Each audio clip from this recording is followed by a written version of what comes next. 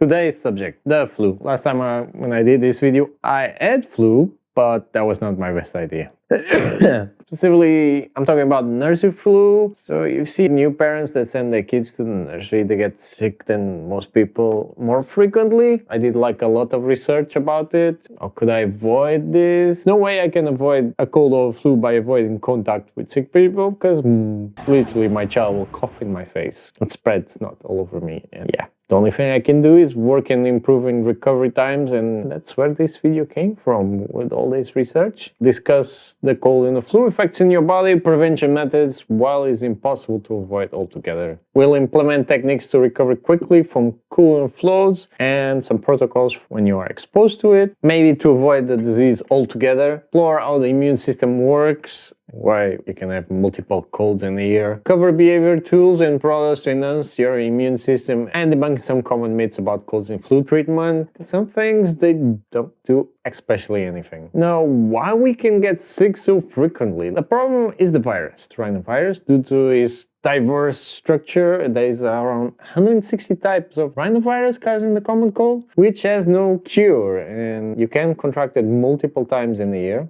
Now, talking specifically about the nursery flu, as you can see by my voice, I catch another flu again, and they're more frequently, and that's why I'm gonna... So the average adult will catch 2 to 4 colds a year, but the children, they go from 6 to 8, and I got some interesting data that I'm gonna review here, known as the crèche syndrome. I don't know, it sounds very French to me, or very Portuguese even. But, so childs do get sick very frequently when they start nursery. Mine almost get sick every 2 weeks, and then I get sick too. So at some point I'm thinking, should I put him in the nursery? Because it's just annoying. Because it's a cycle of illness and heal. So the more kids, the more viral infections you have. And in the nursery, I guess there's a lot of kids, but just to have a reference from this study of 2009, 2 children got 7% chances. 1 child, it goes to 36%. 2 childs goes to 56. Actually 3 kind of declines, I don't know why. But 5 children, 65, and 6 children is 87%. So nursery, definitely there's more than 6 children coughing all over the place. I did find some ways of help me with the symptoms and able to have the energy to continue working. I'll review those supplements in the end of the video. Just look in the timestamps, be there. We'll talk a bit about them. Symptoms include like runny nose, sneezing, nasal congestion. Cold temperatures do not cause a cold, popular belief. It's a bit tricky, but even this study was New England Journal of Medicine in like 1970s, kind of debunked this. And do you know how I know it? Because it's 29 degrees outside. Imagine that. I got a cold again. Belief that the common cold is linked to the cold exposure. Same time, there is a bit of truth, but not. For example, if I got wet and cold my head and feet while I was surfing, I never catch a cold during that time, because it's the exposure to the virus that makes you sick. The flu and the cold season occurs during the winter. The cold conditions, factors like dry nose, low vitamin D, present because of the cold temperatures, increase the infection risk. Cold air weaken the immune system. Okay. So your nose with these small hairs and mucus can trap and kill viruses in there. But however, this function decreases during the winter, because the mucus dries and its trapping capacity goes down because the air is dry in the cold. And another important factor, during winter people tend to get together in small spaces with poor ventilation, so that makes the virus spreads even more. The upper respiratory infections more common in colder temperatures. So the cold virus is transmitted through breathing, sneezing, coughing, and touching contaminated surfaces. It can survive in surfaces such as skin, table, glass, and door handles up to 24 hours. So if you avoid people that are sneezing, coughing, yeah, it should be enough. But it's not enough to prevent colds and flus. While virus can survive in infected surface, does necessarily lead to infection or be next to a person that's coughing, because your skin is a wonderful barrier. And these cold viruses are extremely small. To give you an idea, just see this image, and you can compare the sizes in there. Cold virus is primarily transmitted when you touch the surface or somebody coughs and enters contact with your eyes. Yeah. And this happens when you touch your face. People can spread disease even when symptoms are mild or absent. That's another important thing to be aware. To avoid transmission, it is essential to boost your immune system and minimize contact with others when they're sick. The flu or influenza as type A, B, and C. Classified by surface proteins like H1N1. The Spanish flu was a type, H1N1 for example. There was nothing Spanish about it. It likely began in New York, killing millions, 17 to 50 millions, from 1918 to the 1920. The flu spreads mainly for contact, but it can survive in surface up to 2 hours, and it has fewer types than the cold virus, so allows a vaccine creation attempts. In my experience with flu symptoms, they are very variable in severity. However, it's important to notice that often it's not clear if it's a cold or a flu. As you can see my side, because there is an overlap of symptoms, sometimes it's not as clear as the previous one. Tiredness and fatigue sometimes in the cold, common up to 3 weeks in the flu, for example. Headaches, sometimes, often on the flu. There is this overlapped symptoms. It's not as clear as the previous one. Overlap between the symptoms, and you have to pay attention. About the vaccine, that's probably one of the few weapons you have to prevent the disease. Targets the most abundant flu strain of the season, and this is made by scientists that run the statistics and try to figure out what's most abundant. Should you have this flu shot, you should consider factors as personal factors like family members, health, work environment, and concerns about the transmission too. Now, the positive side of having the flu vaccine is true. Sometimes when you catch the vaccine, you're gonna feel unwell, but you will not die from a flu. So that's kind of a difference. Anyway, studies revealed that the flu shot reduced the risk of catching the prevalent flu about 40 to 60%. This flu shot is ineffective against other flu strains or cold. So it means you could still get a cold or other flu strains. However, the study shows if you catch another type of flu and you already got the vaccine, there is 40% and less chances of being hospitalized. It's a good thing. Even if you catch something different, you get low probability to end up in the hospital. People think flu is not that serious, but it's estimated to kill in UK around 25,000 people in England and Wales, as you see in this report. So it's an important matter, the flu. And if you got other issues like asthma, COPD, or any respiratory diseases, you should have the flu vaccine and catch it on season. Prevention of cold and flu. One thing you can do is to track what happened before you catch the disease. Could be that there is a pattern to what happened. In my case, it's quite easy. I put the kid in the nursery and it brings me the flu. But I have to have account how I'm sleeping and I'm doing stuff. So how much you sleep and how much you work out, track of your health, life can help you see what make you sick, or the hours that you don't sleep too. I sleep only 2 or 3 hours, so in the next few days I'll get sick. Flu and cold virus can make individuals contagious for 24 hours before the symptoms even appear, and during the symptom manifestation, especially during like coughing, sneezing, and fever. However, exposure to a cold virus doesn't guarantee infection. The risk depends on the level of exposure. Now, the best strategy when mildly sick, when you're feeling a bit tired, often associated with the onset of flu or a cold. Your immune system expands energy and triggers the inflammatory response that can lead to that feeling of tiredness. And the best strategy is to have like a simple hot shower and sleep. This can mitigate the initial symptoms and prevent you even from getting sick. Feel tired, take a shower, eat a good hot meal, and go to sleep. And you can avoid a full-blown disease.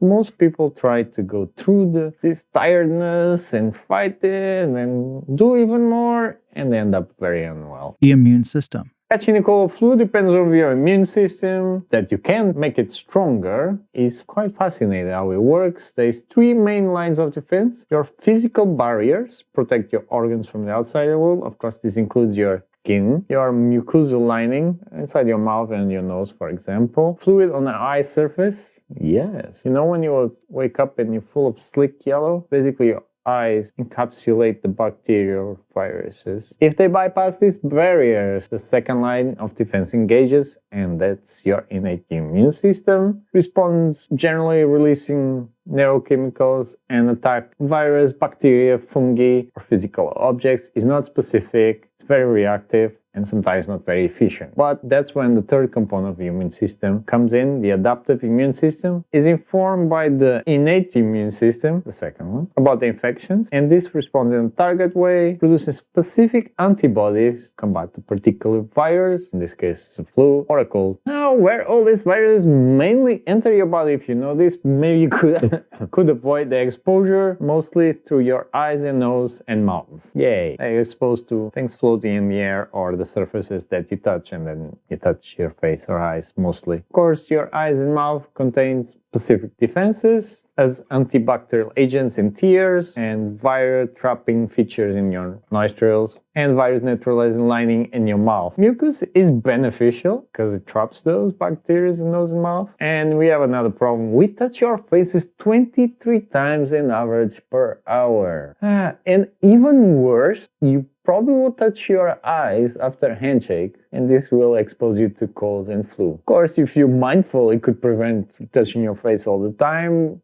but yeah, we could consider alternatives to all this physical contact, like fist bump or something like that, but you're still gonna hurt people and touch surfaces, so yeah.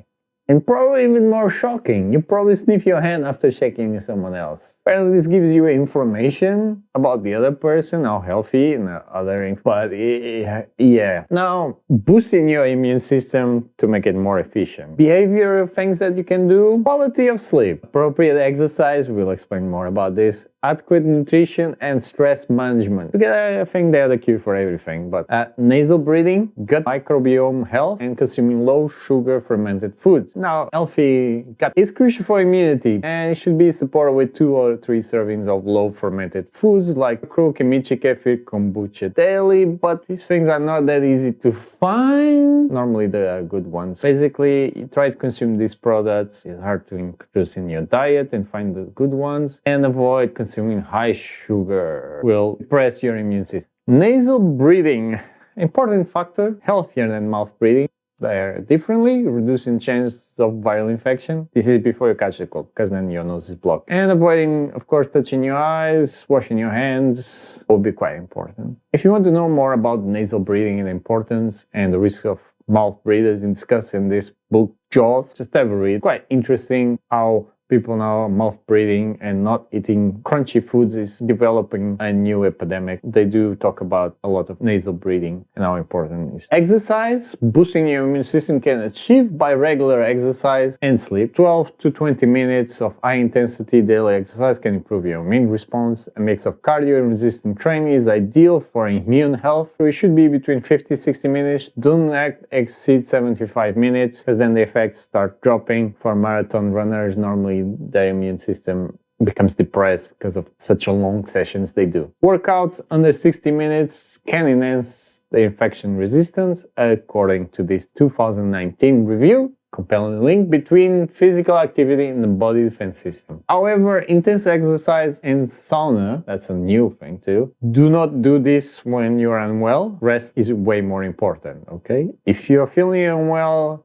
having more exercise or sauna is not a good idea. Nutrition and exercise. After all this exercise, it's important to consume some carbohydrates like rice, oatmeal, pasta. Fruits can lower your inflammatory markers by 30 to 40% compared only to drinking water. For the people who like to train and fast, not the best idea. As you can see this study, why consume carbohydrate after exercise? So eating complex carbohydrates as fruits post-exercise can prevent inflammatory and enhance the immune system. Supplements. Let's start with vitamin C. Nobel Prize winning chemist Linus Pauling was a strong advocate of the benefits of vitamin C. There is some evidence, although not strong, of taking 6 to 8 grams of vitamin C daily shall delay or shorten cold. However, such high doses can cause gastric distress, and believe me, you don't want a diarrhea at the same time you got a flu. A recent study published in 2023, as you see there, suggests small improvement in the cold outcomes with extra vitamin C supplementation, but it was retracted due to errors, and you can find others that support the same thing, but the effect is borderline, so not that efficient. In large amounts, doesn't seem that effective in treating or preventing colds or flu. You still can have it, but not the thing that you're looking for. Another vitamin, vitamin D, dose between 1,000 and 2,000 international units, is safe for most people, essentially for a lot of body functions. Exposure of early morning sunlight can boost your vitamin D and certain hormones levels, contributing for immune function. Alternative 10,000 lux of light can be used, while taking vitamin D overdose can be problematic because of problems of calcification of arteries and veins. things, it can enhance the immune system. And you can see the foods where you can get most. Well, I include the sun is definitely not a food. Cheese, salmon, oysters, some type of mushroom, milk egg, olive oil, not the best flavor, red caviar, and fish. Echinacea, I did took it in the past. I don't know if it improved my recovery or not. It's believed to boost your immune system. However, some studies show that regular or high doses may depress the immune system, reducing white blood cells and natural kill cell counts. If you choose to use echinacea, avoid taking it continuously through the year and do not use more than a few weeks a year. There's some lack of strong evidence supporting the use of. Now, things that are efficient and there is good evidence, zinc. There's good supporting data. Taking around 100 milligrams of zinc supplements will decrease the likelihood and duration of common cold, but this amount of high doses can cause you gastric distress, and I know because I had it, but it's advisable to take with meals. And in the study that they used 90 milligrams of zinc acetate, they recovered 3 times faster than from colds than non-users. Despite potential discomfort of supplementation, I still think 90 to 120 is too much. Apparently there's quite high benefits. As food-wise, oysters are in the top, and then you got pumpkin seed beef if you don't want to take supplements. And it shows that the analysis show that zinc supplementation can reduce the duration and severity of colds if you start early on. And also you need to have account zinc and copper, they compete for absorption. If you're taking such a large amount, you're going to be losing copper. It's kind of a balance, so you should be careful when you do this kind of thing. And I think such a higher dose will not bring you such good progression. And N-acetylcysteine, known as NAC, precursor of something I cannot even pronounce, may help you with cold and flus because of its antioxidant properties and ability to aid mucus flow. This 1997 study shows you that reduces the likelihood of contracting influenza, can taken as preventably or somebody already healed. Depends on your preference, tolerance. I found some studies more recent explains the new application of this drug. There is a new study people receiving 600 milligrams of NAC and others receiving a placebo for 6. So only 25% of the NAC group show symptoms of flu compared with 79 of the placebo group. So that's quite nicer. You have milder symptoms and less bed rest and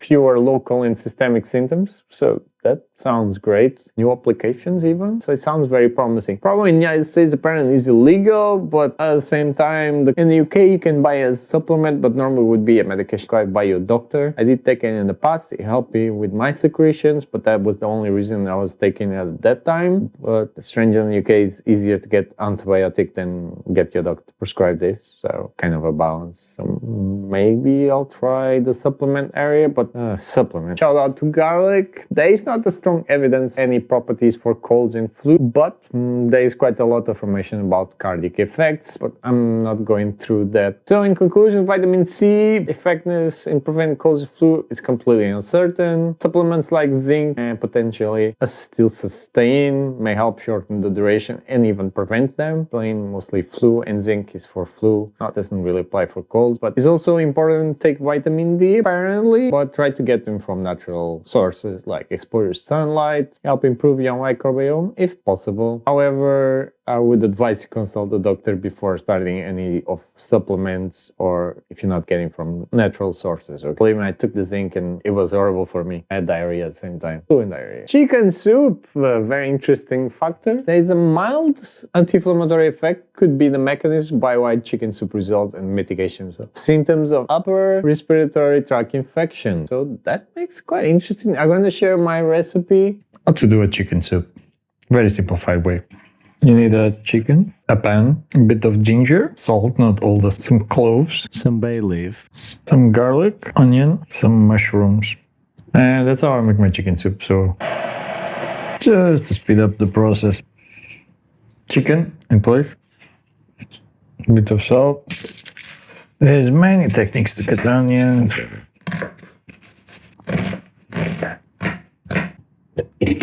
Some garlic.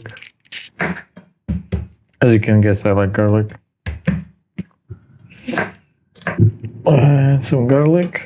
To peel it, you just use a spoon. Make it much easier.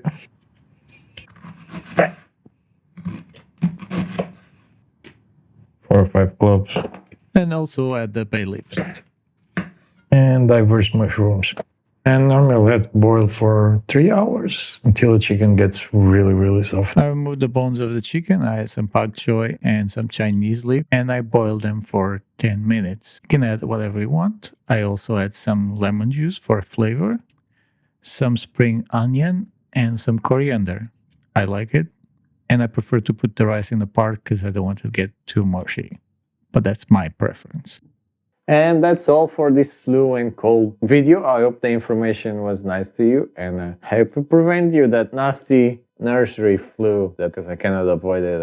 I have to go with the other method, see if I can do all this exercise on this and eat all the supplements and see if I can shorten my colds and flus. That's all. See you next time. But what I do really like